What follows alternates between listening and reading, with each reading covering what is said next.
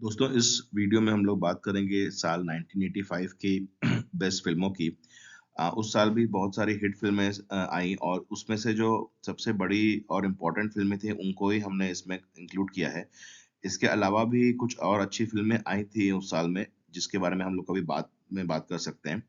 तो first movie is Ram तेरी गंगा मैली, राज कपूर साहब की प्रोडक्शन थी और this was debut movie of Rajiv Kapoor and ये उस साल की one of the biggest hits थी और ये फिल्म का बहुत नाम भी हुआ था। और अनफॉर्चुनेटली ये राज कपूर साहब की लास्ट फिल्म साबित हुई बिकॉज उसके बाद 1988 में उनकी डेथ हो गई और हम लोगों ने इतने बड़े फिल्म मेकर और एक्टर को खो दिया। बट ये उनकी लास्ट फिल्म थी। फिल्म की का म्यूजिक भी काफी चला था और रविंद्र जैन साहब ने कंपोज किया था। एंड इसमें मंदाकिनी जी का भी काफी नाम हुआ था इस मूवी के बाद। हालांकि बोथ राजीव कपूर और मंदाकिनी इस फिल्म के बाद बहुत ज्यादा नहीं चल पाए।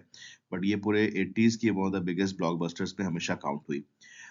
उसके बाद मिथुन चक्रवर्ती साहब की प्यार झुकता नहीं भी बहुत बड़ी हिट हुई थी। केसी बुकारिया साहब जो 80s 90s के one of the biggest producer director हुआ करते थे उनकी मूवी थी। और ऐसे भी मिथुन चक्रवर्ती साहब और पद्मिनी कोल्हापुरी की जोड़ी काफी फेमस थी। इस फिल्म का थोड़ा बहुत प्लॉट मिलता था शशि कपूर साहब और शर्मिला टैगोर की आ गले लग जा मूवी से। बट उसको 80s के हिसाब से फिर ट्वीक किया गया था और काफी बड़ी हिट हुई थी। एंड मिथुन चक्रवर्ती साहब ऑलरेडी एक बड़े सुपरस्टार बन चुके थे 82 के बाद। और ये फिल्म एक बहुत ही इंपॉर्टेंट फिल्म थी उनके लिए क्योंकि उसके पहले उनकी डांस और एक्शन वाली मूवी ज्यादा आ रही थी बट इसमें उनका काफी फैमिली और emotional kind of a role था।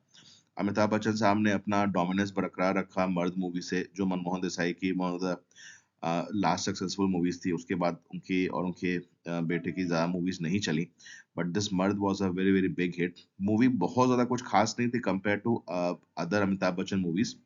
बट फिर भी फिल्म अच्छी खासी चली थी और उस साल की मतलब बिगेस्ट हिट थी।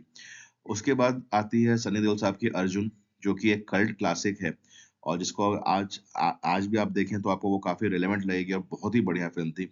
सनी देओल साहब की ये फर्स्ट मूवी थी जिसमें उनका वो एंगर वाला पार्ट उभर के सामने आया था। और पूरी मूवी में वो काफी उनका जो साइलेंट एंगर था बहुत अच्छे से उन्होंने कैप्चर किया था। सिमिलरली मेरी जंग में इसी काइंड ऑफ इंटेंस रोल निभाया था अनिल कपूर साहब ने। ये सुभाष घई की one of the best movies कही जा सकती है मेरी जंग। बहुत ही अच्छा ड्रामा कैप्चर किया था। And the tension between Amrish Puri साहब एंड अनिल कपूर जी बहुत अच्छे से कैप्चर हुआ था। नूतन जी का भी बहुत अच्छा रोल था इसमें। मीनाक्षी शारदे जी हीरोइन थी who was a big star after hero. And उनका बहुत ज्यादा रोल तो नहीं था बट जितना भी उनका स्क्रीन टाइम था उन्होंने अच्छा किया था। Then there was debut movie of JP Datta Gulami. Again a brilliant movie. Dharmendra साहब थे, नसरुद्दीन शाह, मिथुन चक्रवर्ती। बहुत अच्छी मूवी थी। इसका एक गाना भी काफी चला था और उस समय की ये one of the biggest hit साबित हुई थी। और धर्मेंद्र साहब की बहुत ही अच्छी जोड़ी रही जेपी दत्ता साहब के साथ। उन्होंने गुलामी की, बंटवारा की, हथियार की, ये सारी मूवीज जो है उनके अच्छे परफॉर्मेंसेस के लिए जानी जाती है। 80s में धर्मेंद्र साहब का apart from box office hits जो भी अच्छे परफॉर्मेंस वाली मूवी थी अगर आप देखें तो ज्यादातर वो मूवीज जीपी दत्ता साहब के साथ ही थी।